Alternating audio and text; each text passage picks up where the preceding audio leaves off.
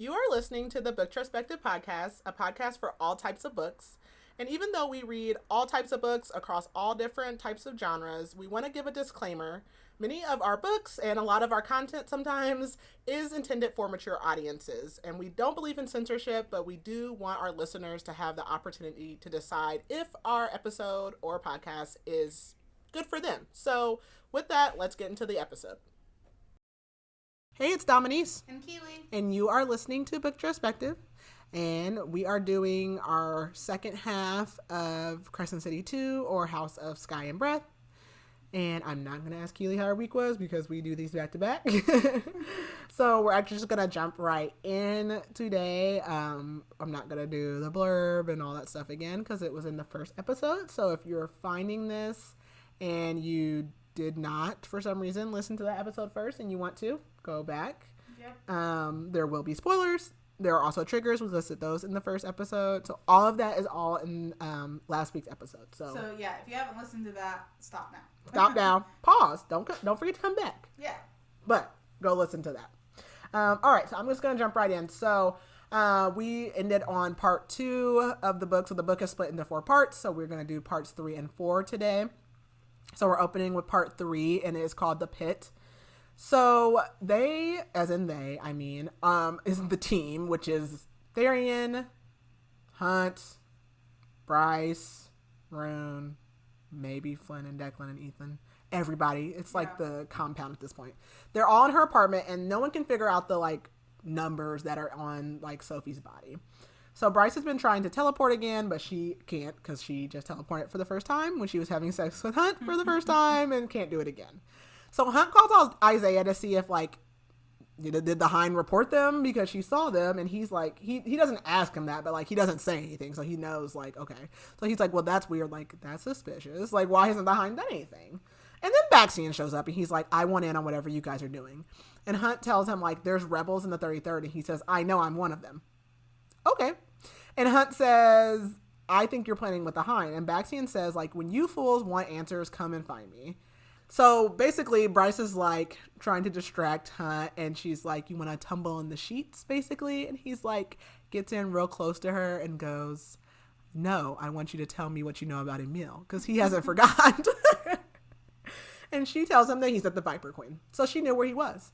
So Rune goes to his house, and he's introduced to the fire sprites and the dragon. And he says, our insurance rates are going to go through the roof. And Flynn says, when did you become a grown-up?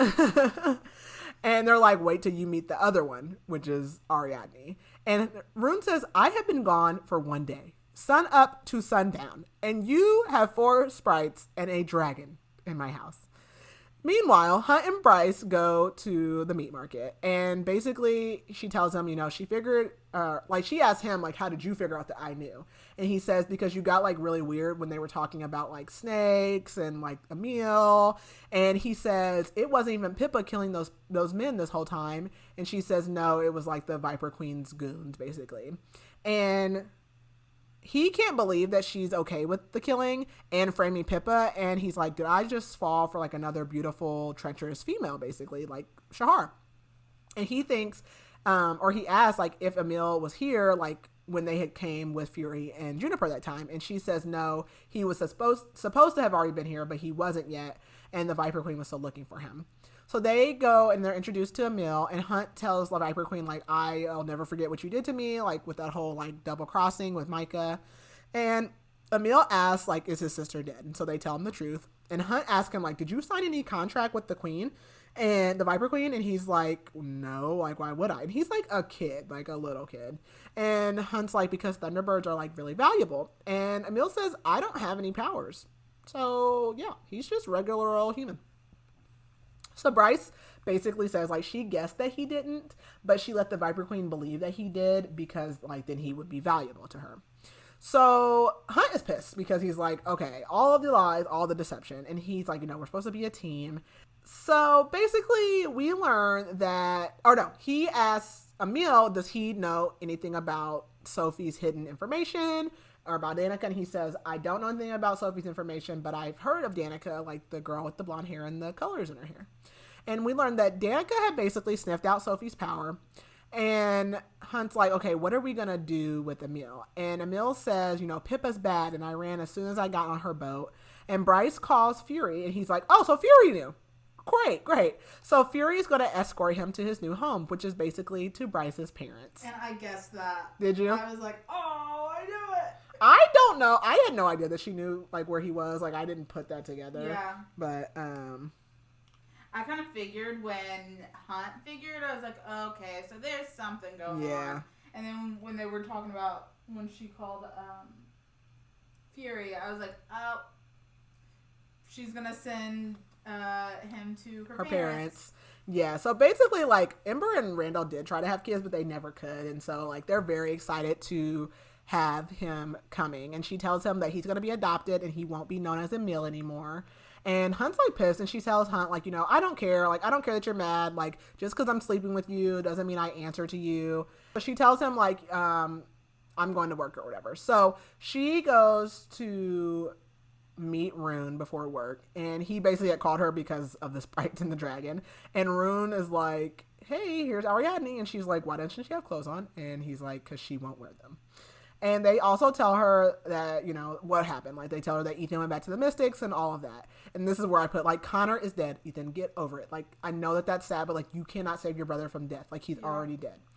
And so she, like, tells the Fire Sprites about Lahaba, and they're like, oh, you should talk to our queen, because Lahaba always says she was descended from her queen.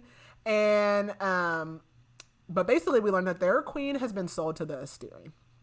But basically, they have this issue because like the astronomer can come after them now. So they're like, they're going to try to either like officially buy them or use like their political power to sway him, basically. And she's actually grateful to Ethan for freeing them because, like, obviously she hates slaves and also thinking of Lahaba. And she kind of, like, mentions that her and Hunt are mates, and everybody's like, I'm sorry, what? you're a mate? Like, Flynn's like, what? But she calls, like, Jessica to ask about the astronomer and, like, is basically like, can you convince him to accept our payment? And when she gets to work, there's already a letter from Jessica, like, explaining, like, why the dragon is so valuable. And because, like, the Fire Sprite's like, okay, but the dragon's super valuable. And basically, dragon fire can hurt a prince of hell. And she's like, okay, well, I'm never giving him this dragon back. So Hunt is still pissed. So he goes to see Celestina. And she can smell that he's made it to Bryce because she's like, congratulations. And he tells her like, oh, it happened while we were at Bryce's parents' house, but it was awkward because Cormac and Rune were there, and he basically feels bad about lying to her about this. But Celestina says she's happy for them and says like, I barely saw Baxine yesterday. It's kind of weird. So Hunt goes and hunts down the Hind, and she's like oblivious. She's like, what do you want? And he's like, is this a cat and mouse game? And she's like, I don't know. You tell me. And she says, oh, but by the way, the Harpy Blood Eagle 2 revels at the gate. So she literally, like, killed these people and pulled their lungs, like, out of their bodies on their chests and had them, like, on display in the city. Yeah. And then Hypatia comes to see Rune. Because Hypaxia's been missing a little bit.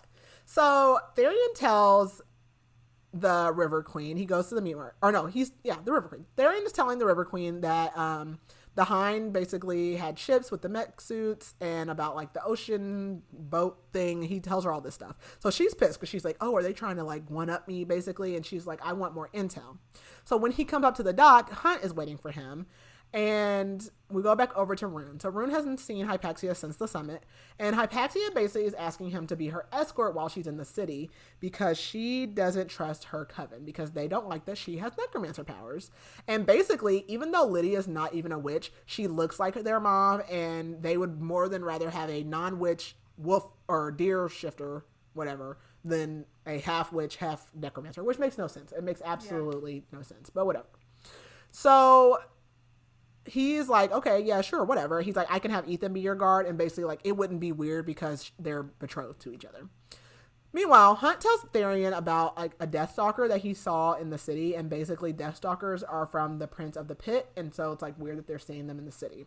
And Therian's like, okay, like, that's cool and all, but, like, he can tell that he wants to tell him something else. And so Hunt basically tells him, like, look, I know where Emil is, but, like, you need to call off your search or whatever, like, he's good, and he tells him he doesn't have any powers.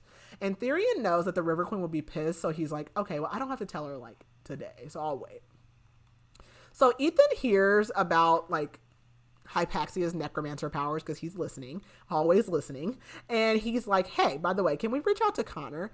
And she says, like, well, I could do it on the autumnal equinox because, like, the veil will be, like, the thinnest between life and death. And she does know the truth about Second Light. And so back with Hunt, he is waiting for Bryce to leave work, but she literally waits till like the absolute last minute because she does not want to see him. But when she comes out, he's like, hey, I need to look something up in the archives. So he like goes in and like she starts like rubbing her like leg on his thigh. And he's like, ah. Like at first he's like, no. But he kind of is thinking like he wants to warn Celestina about hell like trying to come, but he's like, I can't without exposing us. So he's like thinking through all of this. And Bryce tells him that, you know, Emil made it to her parents, and he tells her that, you know, I told Therian to like lay off hunting for him. And Hunt thinks that Adis has been trying to get her to like open the rift for them. Like that's their whole plan. And then Hunt and Bryce have a little sexy time in the library. So like all is well after that. And Bryce does feel bad for not including Hunt, but she knew like that the Viper Queen could use her connection with like snakes and stuff to like search the marches for Emil. So that's why she even reached out to her. And she says, you know, this is when she says like her parents couldn't have their own kid. So they were like super excited for Emil, and that his new name will be Cooper I don't know how to say it. Randall Saldago. Mm-hmm. I think that's how you say it. So basically Hunt's like, how did you even like talk about this with your parents? Like, surely you didn't do it on the phone. And she's like, the postcards. Like, she's like, you know, we've been sending postcards back and forth. And like Randall had taught her this code also to use in emergencies. So they used that. So Rune falls asleep and he wakes up on the sky bridge, and he kind of has this like bad conversation with Daybright, and she kind of tells him like he's nothing and he feels like he's nothing. So he just like leaves the conversation feeling terrible. And so Ember is talking with Bryce about Emil, and she's like just on the phone at work, and the Autumn King walks in. Meanwhile, Hypaxia has agreed back with Rune to help Ethan with like his brother, and like she wants the dragon to like help, like they want Ariadne to like help do protection detail basically. So the Autumn King is at Bryce's office. This book goes back and forth so much. Yeah. And basically asks like, why are you mated with Hunt Athalar and you're engaged to Cormac? And he basically is like, I betrothed you to him for safety. And like, yeah, okay, you care if I'm safe. Like, whatever, sir. And she's like, yeah, if you care about safety so much, like, why would you put that scar on my mom's face? And he's like, I told you, I regret that. And he tells her like, well, you know, since you've been throwing around your princess title, then you are now going to carry the Dannon name. And he's like, you're going to legally change your name to Bryce Dannon. She's like, over my dead body. And he says, it's already done. You're officially Bryce Adelaide Dannon. And she like wants to attack him. Like, she's like, I am not a Dannon. I am a Quinlan. Like, she's pissed. And he says, you will maintain appearances with Cormac until I say so. And he sees all these numbers on her desk, and he tells her, I know what that means. And it's the sequence from Sophie's arm. He says, I know what you're searching for, and I have been looking for it for a long time. And she's like, okay, well then what is it? And he says, the truth. So Bryce goes to dance class hoping to run into Juniper, but she doesn't, she's not there. And then like the girls in the class are like talking about how she used her like power to like get Juniper promoted or whatever. And she's trying to think about how she can even possibly tell her mom that her name has changed. And she gets this like packet with all this like royal paperwork about her name being changed and a credit card like that's tied to the Autumn King. So she goes to like a pizza place and gets a pizza and a beer, and Hypaxia and Ethan come in. And she is glad because she wants to talk to Hypaxia and like get advice. And she tells her like, thanks for helping Hunt like with his halo and stuff like in the spring. And Hypaxia can smell that they're mated. Like everybody's like, oh, you and Hunt. Oh, you and Hunt. Like, please stop saying that. And Bryce says, you know, I'm officially a princess now, and I feel like I'm drowning. And Hypaxia can relate. And Hypaxia tells her, like, she doesn't consider the Hind to be her sister. She tells her, you know, the Hind looks like their mother. Hypaxia looks like her father. Lydia, the Hind, is older than her. And, like, basically, Lydia went to live with her dad when she was 3, and, like, they did not grow up together. But she's hoping to see her while they're both in the city. And she tells Bryce that the only one who can stop the Auto King for, like, what he's doing is the Asteri. But she says, but now that you're a princess, Hunt is technically a prince because you guys are mated. And Hypaxia says that, you know, she was in a relationship before her engagement, but they had decided to just end it. And she, like, is talking about the witches, and she wants the witches to, like, regain their power, but she wants her mother's coven to be excluded because, like, they're terrible. And Bryce is wondering, like, is Hypaxia a rebel? And Hypaxia tells Bryce, like, about her tutors who were all these, like, dead people who were older than the Asteri. So, like, they knew about the world prior to that. And we learned that Hypaxia did not send her mom to the bone quarter because she knew about the second light. So I don't know where she sent her, but like wherever she is, like she can't communicate with her mom now, but she's in like a better place. And as like they're leaving the pizza shop, a demon attacks Ethan and rips his throat out. I was like, no. Oh my God. And Bryce is like, no, like I cannot like lose somebody else. Like absolutely not. So Hypaxia like gets a blade and stabs it, and Bryce tells Hypaxia like, throw me your healing power. So like they start like attacking these demons. Hypaxia's broom is like a brooch, and she can like take it off and it turns to a broom. It's super cool. So Hypaxia gets in the air and like she takes out a demon. Bryce gets like Ethan's gun and like shoots another demon. So they're handling them, and she teleports. She teleports multiple times, and like it confuses the demon and slows it down. So they take care of the demons, and Hypaxia is able to heal Ethan. And then Isaiah and Hunt like land, and they said like those were like the Deathstalkers from hell. And basically Hypaxia says like Ethan's fine, he'll wake up when he's ready, but she does want to monitor him at like her facility. So Bryce tells Hunt like that she teleported. And what we learn is that Ariadne, the dragon, was supposed to be watching them, but she bailed. And she actually bailed like as soon as they walked into the pizza place. And that's how the demons were able to like sneak up on them. And she tells Hunt, like, it didn't seem like the demon wanted to kill me. And Rune thinks that the Coven might have sent them because, again, like, they're out to get Hypaxia. And so they tell Bryce, like, you need to be more careful. You need to be carrying a weapon. Because all they had was, like, Hypaxia's knife. Like, that's all they had. And so Rune and Hunt want to, like, team up to protect Bryce. And Rune tells Hunt that he was talking to his father-in-law today. And Hunt's like, what the fuck are you talking about? And it's like, yeah, Bryce Dannon. And is like, what's up, bro? And Hunt, in his like way, basically says, I beg your finest pardon. And Rune says, you're officially a prince. And Bryce says, surprise! So Ethan wakes up to Hypaxia monitoring him at her embassy, and he just feels like the lowest of low. He's like, what kind of wolf am I? Like, what the heck? And he asks, like, you know, is there anything that you can do to free the wolf and the mystics? And Hypaxia is like, that is literally not your burden. Like, why are you concerned about that? But she does tell him, like, you're a good male, but, like, no, I can't help her. And Flynn and Declan come and, like, check on him. And Hypaxia just, like, can't believe, like, the Dreadwolves are, like, in the town square, like, walking around. They're, like, looking out the window. And her and Therian talk about, like, their engagements. Because, like, her and Therian kind of have, like, a little cool relationship now. And you can tell, like, Therian wants to be out of his engagement so bad. Like, he is so miserable. And Hypaxia tells him, like, you know, you need to leave before people make assumptions about us being alone together. And, like, as soon as he leaves, like, her coven is there. And he goes to Rune's house to basically ask, like, can I crash here? Because he's basically going to pretend that he's still doing this mission to, like, get out of going back below.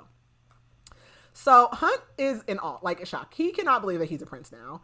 And Bryce just starts crying because she's like, I'm overwhelmed. I'm never going to have a normal life now. I'm never going to be free of my dad. He owns me now. And she's just having a meltdown. And Rune meets with Day again, and she apologizes for, like, how she was the last time. And she just says, like, you know, I don't really have any friends. Like, I don't know how to be vulnerable, like, all these things. And they plan to meet. So they will both be at the autumnal equinox, and basically they're going to meet by this fountain around midnight, and they'll basically say, like, he'll say day or she'll say night to, like, know it's each other. And she's scared, and he grabs her hand, which is weird because they're in this, like, mental form. Yeah. And is like, you know, meet me at midnight. So we jump ahead 2 weeks, and it is the autumnal equinox. And Bryce has, like, all these rules because she's a princess now, and she has to wear this stupid tiara. And, like, Hunt's like, yeah, she looks banging, basically. And Rune is, like, worried if Day is even going to show up tonight. Therian's there with the River Queen's daughter, and he's so miserable. And so Bryce comes in, and she's holding Cormac's arm, and Hunt is, like, walking behind them, which is weird. But they go directly up to her father and, like, the archangels. And luckily, Mordok is not there tonight because, again, he's like, he would know their sin. So, like, luckily he's not there. So Bryce says, Prince Hunt and I plan to be happy, like, in front of the crowd. And everybody's like, Even Cormac, because he's like, what are you talking about? And she tells everyone that they're mates and that Cormac was just escorting her as a friend. So the Autumn King is pissed. Like, he's like, oh, okay. And Cormac is not happy either. And so Celestina and Ephraim, like, greet the crowd. and the Asteri are up on the big screen. So everyone's like, bleh, like gross. And so Bryce knew that her dad would be pissed, but she's like, I basically had to get in front of it. Like, I had to show him up. And so the Asteri bless Celestina and Ephraim, and then they say, oh, I think there's other congratulations. Congratulations, Prince Hunt and Princess Bryce, basically. And, like, everyone bows and is like, oh, whatever. So Cormac's pissed, and, like, he's like, you know, you broke my deal, basically. And then the Autumn King walks by her and is like, you little bitch. And she says, it's you little bitch, your highness. So Bryce and Hunt dance, and like Rune is dancing with Hypaxia, and Hypaxia is like looking around for Lydia, and he like shows her where she is. But then Rune sneaks off to the fountain to meet Day, and there's like 2 minutes left, and the harpy comes in. And he's like, absolutely not. Like, I know this ain't the harpy. Like, there is no way that this girl's the harpy. And so he says Day, and she's like, what is that supposed to mean? And he's like, oh, thank God. Oh, thank God. And he's like, okay, well, let me go before Day shows up or whatever. And on his way out, he passes by the hind. He's like, damn, like I was almost caught by the harpy and the hind. Like, I'm glad that she didn't come. Meanwhile, Bryce and Hunt are like hooking up, like out in the hallway, trying to get into this coat room, and it's locked. And like Hunt's like, oh, that's nothing. Like, he blasted the door or whatever. And in there is Celestina with her boob out and Hypaxia. Oh, okay. So Hunt like shuts the door because like, where did you go from here? And Celestina is like, she's powering up. She's like, oh, okay. And Hypaxia and like, so Hunt starts like, he starts powering up too because he's like, okay, we're going to have a showdown in this closet. Like, okay. So Hypaxia and Bryce are like, okay, it's good. Like, we're on the same team. They're like, you know, we're not going to say anything. And Celestina's like, you're endangering the one I love. Like, if anyone finds out, blah, da, da, da, da. And Bryce says, you know, we're allies. Like, we, as females, like, we've all been mistreated and like forced to be like engaged, all this stuff. So Celestina calms down and she says, basically, she had told Hypaxia to take the arrangement with Rune, and she said, basically, like, she thought, like, you know, it would just be political, and then her and Hypaxia would get back together, but then she was forced to be with Ephraim. And so, basically, they decide, like, Hypaxia and Bryce, like, go out together at first to, like, make it, like, not seem weird. And Celestina tells Hunt, like, love is a trap, and I just can't figure out how to free myself from it. So, Therion's still out there with the fiance, basically, and he's miserable.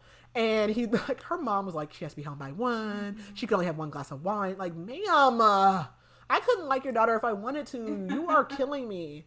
But he tells her, like, you know, or she's like, is like, you know, you look upset, like your friends didn't talk to us. And he's like, you should go dance like with this guard. Cause like a lot of, like everybody else wants to be with the River Queen's daughter, but him. Like he do not, somebody else wants to be with her. And he basically is like, I'm tired of stringing this girl along. I don't know that we can call this string at this point. I don't know what a 10-year fake engagement looks like, but I don't know if I can call that stringing anymore. Like that's extreme. Meanwhile, Ethan and Hypaxia go to try to summon Connor, and he can tell she's upset, but he doesn't know why. Rune goes and connects with Day on the bridge, and he apologizes to her for asking her to even meet in the first place. And she says like she was there and she saw him, and she's like, I saw you. And she calls him Rune, and she's like, I saw the threat. And he tells her like, I thought you were the harpy. And she's like, would you have been upset if I was? And he says, you know, it would have taken some getting used to. And she says like, the Autumn King is your father. I hate the Autumn King. And she says, you're engaged, like, and you were dancing. And she seems upset, and he's like, don't worry, like, I want to be there for you. And he reveals himself to her, but she doesn't. And they actually are able to kiss, but then she gets, like, dragged away again. So Bryce and Hunt go home, and he tells her, like, he liked being seen with her. Like, basically, Shahar never, like, was like, this is my boyfriend, this is my man, like, nothing like that. And he asked, like, Bryce, are we married? And she's like, I don't see a ring. And he's like, well, what kind of ring do you want? Because, like, they wear just, like, basic, like, bands, and they do, like, obviously, like, iron, copper, titanium, and she's like, titanium, of course. And so they have a little sexy time, and this time she teleports them to the roof of her apartment, and she's like, oops. So Hypaxia summons what she thinks is going to be Connor, but it's not. It's the Underking, and he says, you're messing with powers that you should not. And meanwhile, Bryce is like dreaming, but she's like in this like plains area with Prince Apollyon, and he tells her this is Parthos. And he says, Adis would be mad at me for speaking to you, but he's otherwise occupied, like, getting our forces together. He says Thea was Adis's one true love, and basically, like, I killed Sirius and Peleus for him. And he says, why have you not mastered your powers, as I told Hunt? And she says, like, why did you send the Reapers after me? And he says, I didn't do that. And he says, I'm telling you this because you are headed towards doom. He wants her to use the horn and open the Northern Rift to hell. And she's like, absolutely not. Meanwhile, Hypaxia tells Ethan not to move because the Underking has, like, warded this area and, like, can attack them. And they hear, like, all kinds of little, like, monsters and stuff. So basically, we go back to Hunt and Bryce, and they are practicing combining their powers and working on teleporting, and she's like jumping around, and like she like basically Hunt powers her up, but she like drains really quick, so she's like jumping around, and like she gets slowed, and like Therian grabs her and like kisses her on the lips, and Hunt just laughs like, is Therian's so ridiculous. And Declan tells her like she's like a gate, like she can take in the power, but she can't hold on to it, like she has to like use it immediately. And Cormac is like there, and he's like, you should have warned me, like you should have told me about the stuff with Hunt. And she's like, okay, like I don't have anything else up my sleeve. And Hunt looks at her like, that's not true. And so Cormac's like, there's more, tell me. And she's like, no. And he's like, yes there is. And he literally pulls a knife on her to her throat, and she's like, okay, like Emil, like she gives him the half truth about Emil. She's like, he's fine. She doesn't say where he is or like about her parents or anything. And so Rune mind speaks to her and says like, I know that you're not telling the whole truth. Like he can't tell you're lying, but I can. And she's like, I'm not lying. I'm just, whatever. So she tells them like Emil has no power, and Cormac's like, well, I need to find him. And meanwhile, it has taken all night, but Ethan and Hypaxia finally escape from the Underking, and they show up at the training space, and they tell everybody what happened, and they have a message from the Underking for Bryce. He wants to see her, and he'll give her an hour, or he's going to throw Connor and the pack of devils through the gate and make them second light. So meanwhile, Therian is in the meat market, and he is pretending to look for Emil, and he is checking on Hypaxia, and he overhears someone talking about a dragon. And we learn like after like the ball, whatever it was, he went and like hooked up with the leopard shifter. Like he does not want the River Queen's daughter, bro. Like not even just to satisfy himself. And surprisingly, he didn't get in trouble for like ditching her last night. So he calls Flynn, and he's like, hey, I think I found Ari. And she has been fighting in the meat market. She basically made a bargain with the Viper Queen for asylum there. So Therian asks if he can speak to her. And he goes in, and the Harpy is there buying Light Seeker, which is like a drug. And he asks the Viper Queen about Pippa, and he wants the dragon to like give to the queen. He's like, if I can't give her a meal, like I want the dragon. And so the Viper Queen is like, well, I want you to spin a story about how she escaped and like why she's like working here basically. But she won't give him any info on what he's asking. But she does say, you need to let your friends know that they're headed for trouble. And he tries to call Rune and Ethan and Bryce, but no one answers. And he calls Flynn. He's like, can you call Rune? Meanwhile, Bryce, Rune, and Hunt are going to meet the Underking at Erd's temple. So the Underking is there and says that, the Reapers that attacked weren't Apollons. They were from the Asteri. And he's not happy that his territory is being infringed upon, so that's why he's, like, telling them this. And he tells Hypaxia that she did really well getting out of... Oh, Hypaxia's there, too. So he tells her, like, you did a good job getting out of my traps, and I would gladly welcome you to the House of Flame and Shadow. So as he's telling them this, Pippa and her soldiers are showing up. So this was a whole setup, and that's what the Viper Queen was letting Therian know. So what we find out is Pippa kneeled to the Underking when she first arrived in Lunathian to basically like make a plan, because anybody that dies benefits him. So she's basically like, I'll kill as many people as you want me to. And so then the Underking just disappears. So Hunt starts powering Bryce up, and she can teleport, and she's gone for a little bit, and he tries to call Cormac, but he doesn't answer. And so then she comes back, and she tries to teleport out Hypaxia and then Rune. And she literally is like throwing up from like all the energy she's expending, and like the doors are like getting beaten in. And all of a sudden Pollock shows up, and so him and the rebels start like fighting. So there's a little bit of like time to distract.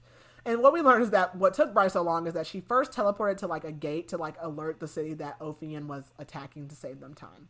But she cannot like teleport again and get Hunt out. So he's like looking for a way, and then all of a sudden a hellhound appears, which is Baxian. And he's like, there's a secret stairway. So he says, like, he heard the call and snuck in. And so, like, he gets him in the stairway. And then Bryce just pulls her gun out and is like, why do you keep popping up? Like, what is up, dude? Real low. And he basically says, through love, all is possible. And shows her his chest. And there's Danica's handwriting of through love, all is possible on his chest. And she says, why the fuck do you have Danica's writing on your chest? And he says, Danica was my mate. And she doesn't believe him. And he says, ask, like, Sabine. Like, that's why Sabine is avoiding me, because I basically told Sabine I would kill her for how horrible she was to Danica. And she's like, I can't believe it. Like, who is Danica at this point? Like, who is she? And so he tells her he basically met her 2 years ago. Like, they've been mates for 2 years before she even died. And she says, like, no, Danica slept around. But then she remembers, like, in the first book, she teased Danica because she hadn't, like, hooked up with anybody in, like, 2 years. And that's why she stopped. And that's why Baxian all of a sudden, like, is, like, a changed man. And he says that Danica had been looking for a way for them to be together because obviously Sandriel and Sabine were never going to let them, like, be together. And they had been, like, meeting up secretly every 2 months, like, while she was alive. And so basically he had an idea that Micah was involved in her death, which is why he was so happy that she killed Micah, and tells Bryce that Danica loved her. And she's like, I don't want to hear that shit. Like, I don't want to hear that. And he tells her, like, how Danica found Sophie, like, how she sent her out. And Bryce asks about the numbers on Sophie, and he is like, without even seeing it or her telling her, he recites the numbers, and he says, I gave those numbers to Danica. It's a series of numbers only found in the Asteri's castle, leading down to, like, some locked rooms, basically. So they get out, and she has Declan run the numbers and, like, updates everyone on what's been happening. And Declan's like, well, I can't hack into, like, the security system in the Asteri's castle, but their cameras, I can. So they basically run all the clips of the cameras, and they find Sophie going in. She was only in this room for about 15 minutes, and when she comes out, like, she didn't have anything when she went in, she didn't have anything when she went out. Sophie had basically, like, pretended to be, like, one of the archives people for a while, and that's how she got in.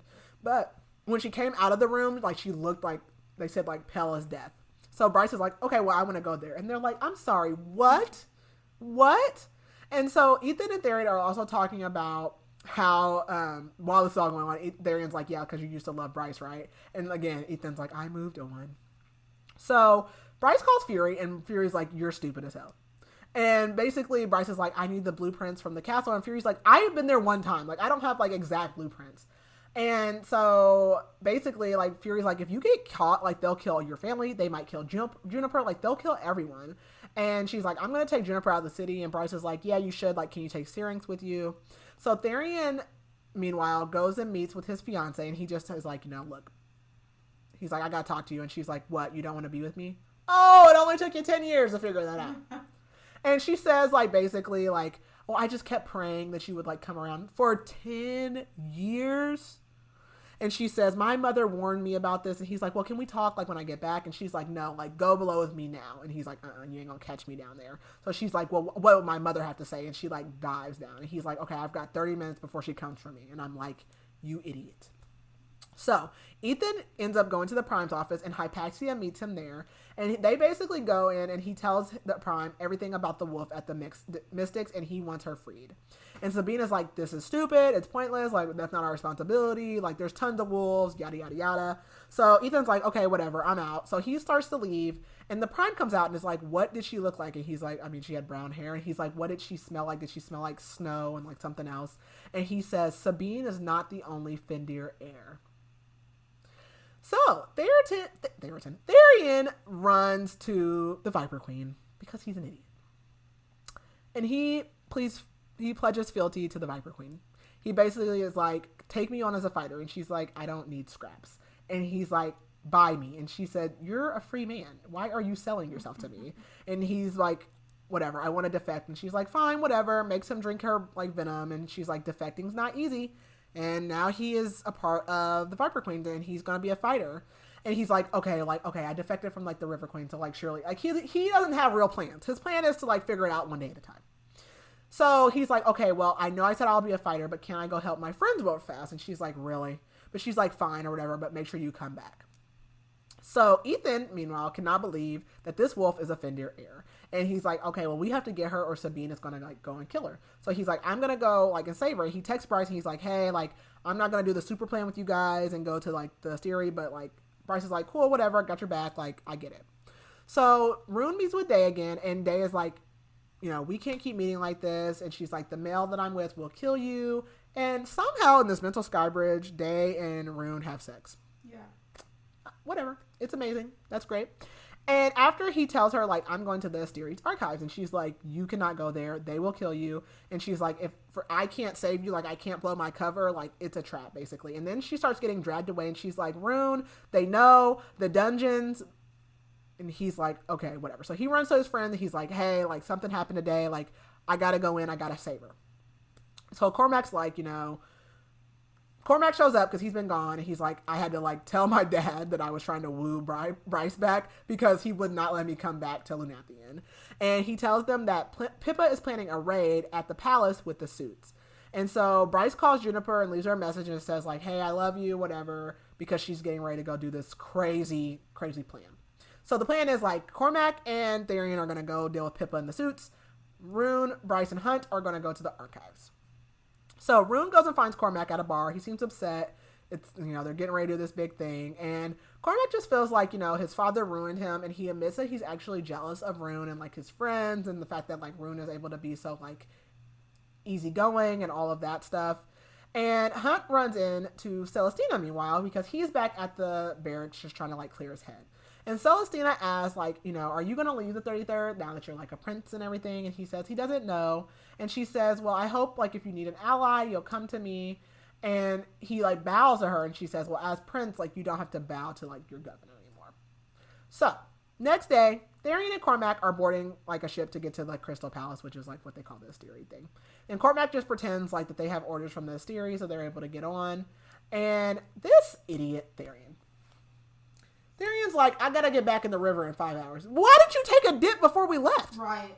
Why? You get 24 hours. Why wouldn't you have took a dip on the way to this boat? Which, I mean, 5 hours? That is nothing. They have to go to this other city, do this mission, and get back. And you're like, oh, okay, like 5 hours is good. I can't stand him. Meanwhile, Rune, Hunt, and Bryce are like waiting on Cormac to give like the all clear or whatever because he's gonna like teleport them in. So Rune tells Bryce like it's time that like our dad went down. Like I'm sick of him, and he's like you should be queen, and she's like no, you should be king, and he's like no, you have more power, yada yada yada. And so Cormac comes and gets Hunt first, I think, and then he comes back and gets Bryce, and he like overheard what Rune was saying to her, and is basically like I agree with Rune, like you should be queen. So then he takes Rune and like they all go, and then he goes back with Therian and he like blows up a jeep, which is like the distraction to like draw the Asteri out so that they can go into the archives. So in the castle, like Bryce like teleports to like try to like check everything out, and Hunt and Rune like wait back. Rune also wants to go to the dungeons and like try to find Danebright, which I think is absolutely stupid, but okay. So she sees like these plaques with each of the Asteri's name, and there's like these tubes of light like leading like with the plaques, and like she's on like the 7th like lower level below the throne room, and she realizes that these are first light feeding directly to their thrones. And so because they have like power levels on it, like it says like Rigulus 65% or something like that, and she realizes that if we cut off their first light, like they won't have any power. They aren't stars, like they are eating us. So Rune and Hunt are waiting on Bryce because of course she's taking forever, and Hunt's like, she's taking too long, and Rune's like, well, I'm gonna go look for Day. Hunt's like, we're not supposed to split up, which is like the #1 rule, but whatever.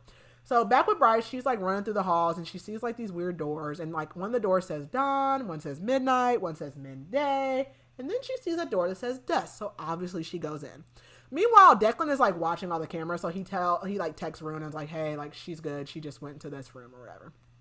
So Rune's like, cool, gonna go run to the dungeons, like in and out, like, cause of course they're not like monitored or anything. And he runs into Mordok, and he's like, yeah, I knew your scent, like I know who you are, so that sucks. Meanwhile, Cormac goes rogue, and Therian's like, what's going on? Because he starts killing people. He's like, what's going on? You're killing people. And then the rebels start storming in, and they run into Pippa, who shoots Cormac in the shoulder, but then he like teleports and grabs her, and he's like, Therian, you gotta go. And Therian can tell that Cormac's not going rogue. He doesn't plan on leaving here today. So back with Bryce, she's in this room, and she's seeing all these maps and planets and dates, and these are planets that the Asteri have been conquering for millennium. There are several of them, and they normally say like AE, whatever the year is, and she says like their world, which they conquered 15 years ago, and she's like, are they just like going from these worlds and like sucking them dry, basically? And then I also just remember, I don't think this book has 4 parts. It has 3. I don't really know. Anyways.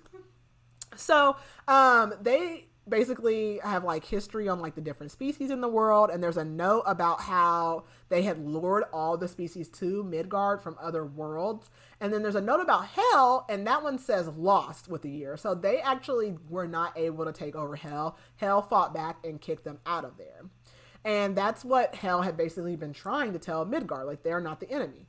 So she's like looking to try to see like, okay, well, what is their home planet? And a voice says, you will not find our home world there. We even forget where it is, and it's Rigelus. So she's like, why are you guys even doing this? And he's like, why do you drink water? Like, we're higher beings, we're gods, and you are our food. And she says, you're a parasite. And Rigelus says, we even let the humans live so that you, Vanir, can feel powerful over them. And he says, I heard your voice about a juniper, so I knew you were like plotting to do something. And basically he's like, good, I'm glad you're here. I want you to open the Northern Rift because we want to go to Hell and other worlds and take them back because they kicked us out. And he says that Queen Thea and her daughters realized too late like what was going on, but when they shut the gates, they shut it to all the other worlds, and basically the Asteri have been trapped here. And they basically tell Bryce, like, we let you live because you're the key to opening the gates. And he tells her, like, you're just like Danica. And, like, he's like, Danica realized the shifters aren't actually Fae. They came from a world where the shifters were Fae who could shift into animals. And basically, like, when they came here, they turned both breeds of the Fae against each other because they would have been really powerful if they united. And they bred out the Fae ears from the shifters. And he tells them that Thur was the last one who got as far as Danica did, like in finding stuff out. And he says that one, like basically the Asteri have mystics, and he says that one of them found out what Danica was doing, and basically they pointed Micah in Danica's direction, and that's why he ended up killing Danica. So she teleports to try to get to Hunt and Rune, and the Harpy puts cuffs on her because they're both captured. So Cormac tells Therian to run, and Therian's like, okay, I gotta go. Like, I only have 2 hours left anyway. So he runs, and the Viper Queen is like speaking to him, like, get in the water now and get back to me. So as he runs off, the building just explodes. Yeah. So back with Rune, Rune is like, you know, this was a trap, and Rigelus is like, or no, Mordock comes in and basically says like, yeah, like Rigelus like set the trap and you walked right into it. And Mordock tells Hunt like, you don't smell like any other angel. And basically Rigelus has been making Mordock like track Hunt. So Hunt's like, damn, I left my phone at home thinking I wouldn't be tracked. Meanwhile, Mordock's been tracking my scent all over the city. So that's like how they do. So Bryce is like, dang, like, can Cormac come and like save us? Like, he, you know, he teleports, like she doesn't know what to do. And the Harpy like has a knife to Rune, is like, you know, she likes to like carve people up or whatever. And so Hunt's like, come and play with like something more fun. And she tells Hunt like, I'm gonna cut him up in front of you just like I did your other people, and you were crying about that. And she starts like cutting his face and his neck. And all of a sudden the Hind like barrels in and attacks the Harpy, and Rune recognizes her scent.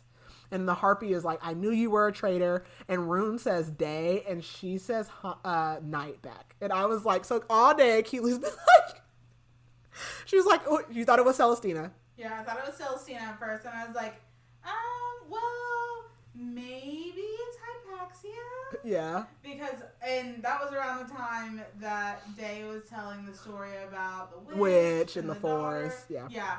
And I was like, maybe it's her. And then we got to the scene where, Celestina. Yeah. And Hypaxia were in the closet together. And I was like, I was wrong. And I was like, maybe it's the Hind? Yeah, no, I had no idea. So I was like, when I read this the first time, I was like, I feel like the story was really telling, like she was trying to say something without like saying something. Yeah. And I'm like, and then again with when they were supposed to meet up, I was like, okay, between the story and like her being there, like I think it may be, but I'm not sure because my other guesses were wrong. It's okay. It's okay. So yeah, like, so Daybright is the Hind. It's Lydia. So she fights the Harpy and she kills her. And Rune is like, did you know this was a trap? And she's like, no, not until Pollux pulled me away. And then she found out that only the Triari knew about the trap, so she couldn't tell him because, like, obviously it would expose her. And so, like, you know, she had to kind of save herself there. So Hunt says, like, you killed Sophie. And she says, no, the Ocean Queen ship came too late. I summoned them. And, like, basically those rocks that she kept throwing in was summoning the boat. And so she loosens Bryce's cuffs, but she's like trying to hurry up. But the hind hears Pollux coming, and she's like, we have to make it look real. So like Bryce attacks the hind and like basically makes it like she was fighting her and like she killed the harpy. So they are dragged to the throne room, and they're like, okay, we have to get Bryce out. Like, this information cannot die here. And so Pollux and the hind are taking them to the throne room, but Bryce's cuffs are loose. And Lydia like whispers something into her ear, but we don't know what. And so Lydia is trying to like mentally connect with Rune, but he like puts up a wall because he's like, I don't know what to think. Like, I don't know. Like, he's pissed off and he's hurt. So he also wants to kill Pollux. Like, he likes her, but like he's hurt, but he wants to kill Pollux. He's disgusting. And Hunt thinks like, you know, he's holding Bryce's hand as they're going. He's like, this is the last time I'm going to hold my mate's hand. So they get to the throne room, and literally on the wall behind all of the thrones are all of their severed wings, including Hunt's like previously severed wings, and Shahar's, like they're on the wall. And Baxian and Mordock come in also. And Mordock, that's where we learned he had been tracking Hunt's scent all over the city. And Bryce is basically like, why don't you tell everyone how you make us do the drop to feed off of us? And Rod just is like, is that like your way of like telling your friends like what we do? Like, oh well. And he says that, you know, Rigulus and them knew that Cormac was a traitor too, but they basically just let him do his thing because he knew that they would be able to catch them all eventually. And he says, well, too bad Cormac's dead. And he's like, there was another male with them, but they didn't catch him. So they didn't catch Therian. And Rigulus turns to Rune and is like, basically like, did you get these tattoos to hide your scars from your dad? Which like, Bryce had an idea of what happened to Rune as a kid, but like she never really knew. And so now that's kind of confirmed for her. And so Bryce is like, look, I'll open the portal if you just let them go.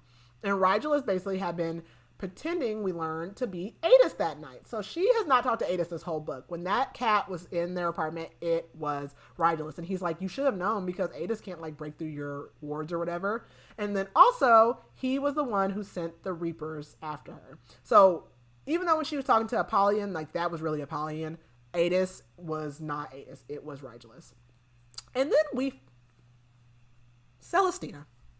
Celestina has been reporting to the Asteri the whole time. She knew that they lied about going to see Ember that night, so she reported that. And then when she saw Hunt leave the barracks that night, she reported that too. And so Rigulus is like, Celestina's not your friend. Like, whatever. And he basically is like, he wants her to open these gates because he wants to go back to these worlds that kicked them out and like take them back, basically. So like Bryce turns to Rune Hunt and she says her goodbye. So she says goodbye to Hunt first, and Hunt is like, I love you. I will find you again in like any world. And she turns to Rune and he tells her like he lied about what the Oracle said, and he tells her like the truth. And he says, you have to live, Bryce, and be queen. And he says, grab the star sword, you need it, and asks if she's ready for the signal, and says like, don't come back to this world if it's too risky. And so her shackles are loose, so she gets them off and she like blasts her power and just like runs. And then at the same time, Baxian tackles like Pollux to the ground because he tries to lunge for her. And so Rigulus starts chasing her like down these halls, and he's like blasting his power. And she's like running, like she's basically trying to get to like a place that she can open a gate to go to hell. So she is like teleporting like through the halls, and he just keeps like shooting this power at her. And she's finally able to make it, and she jumps into this darkness of a gate, and she's just falling. So we go back to the throne room. Hunt is like gagged with like Gorsian, and so is Rune and Baxian. And they're like, put the angel on his knees. And Rigulus like grabs his head and puts his freaking halo back on his head. And Hunt just screams, and it says Hunt knew nothing at all. And then Bryce wakes up, and she's laying in like someone's yard. It's grass. And this handsome like male is there, but she can't understand him. And she can see a city, and he like lifts her up, and he's like holding a knife to her, and he has large wings, but they're like demon wings. They're not like feathery wings like Hunt's. And she just starts like, please take me to Prince Adis, but he obviously can't understand what she's saying. So he flies her away, and then he like puts a blindfold on her and throws her over her shoulder and takes her to this house, and she can smell bread, and she's like, there's bread in hell, like it's like normal. And so she gets put in this like room, and she's crying, and she's trying to explain, but like obviously no one understands her. And she's in this like beautiful house when they take the blindfold off. And she like keeps saying stuff, and she says hell, and they're like, hell, like the male's like hell, so like that part they understood. And then all of a sudden people come in the room, and there's like another female who looks like Fury that comes in. Everyone's wearing like really old-timey clothes. There's another male with like these weird wings. There's a brown-haired female, And so she's like, okay, I don't know what else to do. So she starts speaking in the old Fae language because she can tell if they're Fae by their ears. And so the like short female like understands her, the one that looks like Fury. And she notices that the male that brought her has like a twin dagger that looks like the Star Sword, and it's called Gwydion. And the female is basically like, no one has spoken that language here in 15,000 years. And she says, this is not hell. And then a woman comes in and she's like covered in paint. And then a man comes in and she's like, he looks just like Rune. Like kind of different, but like just like Rune basically. And she's like, I need your help. And the female covered in paint is like, what's your name? And she says, my name is Bryce Quinlan. And then the male turns to her and says, hello, Bryce Quinlan. My name is Rhys-Ann. You were dying when I read this. Oh my God. When I read this the first time, I was like, I'm so pumped, bro. That is so cool. So obviously this is Amren, Feyre, Nesta, Cassian, and Azriel. So exciting. Can't wait for the next book. Okay. And then we go to the epilogue. So Ethan is at the Mystics. He's like outside. He's been like monitoring it or whatever. And Flynn and Declan call him and let him know that Rune and Hunt have been captured and that Bryce is no longer in this world. And he's like, what does that mean? And he's like, you got to get here. We'll show you. And so he's like, okay, I'll be there soon. And so he storms into the Mystic and he just like he like is like shaking the wolf. Like, I need you to wake up. Like, I don't want to just rip you off of your machine again. Cause last time that didn't go well. He's like, please wake up, please wake up. And then her eyes open. The end. Yeah. Thoughts. So there were only 3 parts. I thought there was 4 for whatever reason. There was 3, but it was something. Yeah. It was a lot. I was surprised and incredibly excited at that end where it's it was Reese. Crossover pretty much. Yeah. Well, yeah. So, like, why? Like, so, obviously, okay, so, Fury. So, Amren says that this language hasn't been here for 15,000 years. We know that the Asteri have been there for 15,000 years. So, like, it seems like there's a connection here. And then there's something weird with the sword and, like, Azriel. Like, that was Azriel's truth teller. That's what he calls it. I don't know. What do you think? Where are we going? Is Bryce going to get home? Does Hunt... God. Did they take Hunt's memories? I am afraid of that. I think so. But... There's like a kind of a theory thing going around. So, I'm trying... Like, the story of Orion the Hunter is, like, his lover had to kill him or something.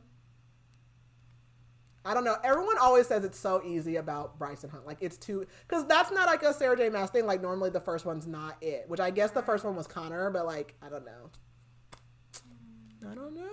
What are they going to do with this? Like, what are we going to do? Ethan, Therian, the idiot. Oh, my God. I was so upset with that. I'm just going to go to the Viper Queen, and then, like, I'll figure this one out of next. All things. Like, what? This was a lot. Celestina pissed me off. Yeah. Because, like, why? And then you're like, you keep trying to say, like, I'm your friend. Like, no. Right. You're not. Like, you know I'm going to... Like, you should have said, like, I know what you're doing. Either I'm going to tell on you or, like, you can cut it out. Like, that's what you should have said. Right. Like, don't be like, oh, I'm your ally. And, like, love's a trap. They're Hypaxia's friends. I mean, at this point. Yeah. Maybe she doesn't have any idea of that, so... Ugh. Yeah, this one kind of tore me apart a little bit. What about Rune and Lydia? Okay, so I do ship it.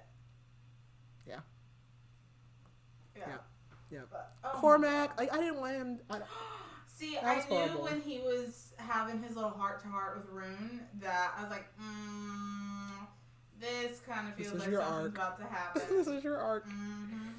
So I was like, oh. So, yeah, once it got to the scene where they were in there facing off against them, I was like, oh, yep, this is the end for him. Yeah. Gosh, dang it. Such a stupid person. I hate that. Like, Cormac, why? You didn't have to do that. No. I don't know. Yeah, so, like, the next one, I will say, like, okay. I don't know what your expectations are. I think this third book, obviously you don't have 2 years to wait like everyone else did. But I think that so many people had these extremely astronomical expectations for this book and were let down. I don't think that, like, 3 is not my favorite. Actually, in order, 1, 2, and 3, like, those are my favorite, like, the order of them. But I do like this. And it's like, I think people had, like, these extremely high expectations, like, all, like, these theories, all these things, and, like, because they had so long to, like, stew on them, then they were, like, disappointed. So there's lots of, like, discord of, like, I hate this book, I hate this book. There's a lot of people that didn't, so it'll be different because you don't have to wait, like, and you don't know all this stuff. But I just feel like, it's, first of all, it's not your book. Like, you can't make something happen that, like, Sarah doesn't want to write. Like, that's what she wants to write. That's what fan fiction is for. Yeah, like, that's all. And, like, she's not done writing. Like, there's also that. Like, so I enjoyed it for what it is. There's a lot in it, as with these other ones. Crescent City is just, like, it's huge. But I don't know. I'm excited for you to read it, which we will be not long, actually. I feel like there's only, like, 1 or 2 books between that. I gotta look. June. Okay, so we did this. So our next book is The Black Girl Survives in this one by Desiree Evans. And then I don't know what the book will be after. So there's 2 books between this and the 3rd Crescent City book, which is House of Flame and Shadow. So you said 2 between, so The Black Girl Survives and then there'll be another one. One of the ones we just figured out on our list. So yeah, so we'll have 2 and then we'll be back in the last Crescent City book, and that'll be 2 parts as well. So, but you can read it in whatever time you want to. If you don't want to wait 2 more books, then you can read it now. So, I don't know. Well, I guess I didn't even ask, what did you rate it? Between 4 and 4.5. Yeah. Like I said, I mean, the first one's just so, like... The first one was phenomenal, and it was, like we said last time, great. It would have been a great standalone. Yeah, it could have just been that and nothing more, and like it would have been fine. Yeah. This one obviously isn't, but a standalone. But yeah, so I think I think I did a 4 too. I don't know, like, and we had spice in this one. We didn't get that in the first book, really. I don't like Hunt as, like, my favorite male, but I like him more in the reread, and I do like him and Bryce together. Like, they're just funny. Mm-hmm. Bryce is so funny. I love all the guys with Bryce. Like, I love her and Rune when they joke. Her and Ethan don't really communicate that much. Ethan's, like, such a wounded, like, little soul. But, like, her and Therian are so funny. Oh, hilarious. Like, I love it. And, like, her snarky, like, responses to her dad, like, I know it eats him up all the time. So, I don't know. But, okay, so, again, our next one is The Black Girl Survives in this one by Desiree Evans. And, have you already read that? Yes. Okay, so I just have to read it. Yeah, so I'm excited for that. It's a thriller, horror, what? A bit of both. Okay, cool. I think it leans more towards horror. YA or... yes, okay. YA. Which there are... New adult. A couple that feel more new adult. Yeah. But overall, it's more YA. Both horror in the monster aspect and horror in the, like, social horror. Okay. So I'm excited. You guys know I don't read the blurbs, so when it's something I don't know, I just like to read it.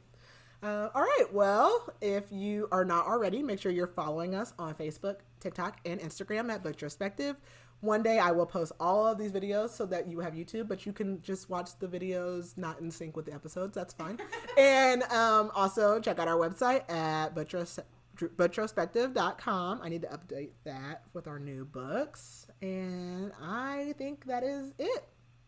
That's all, folks. Bye.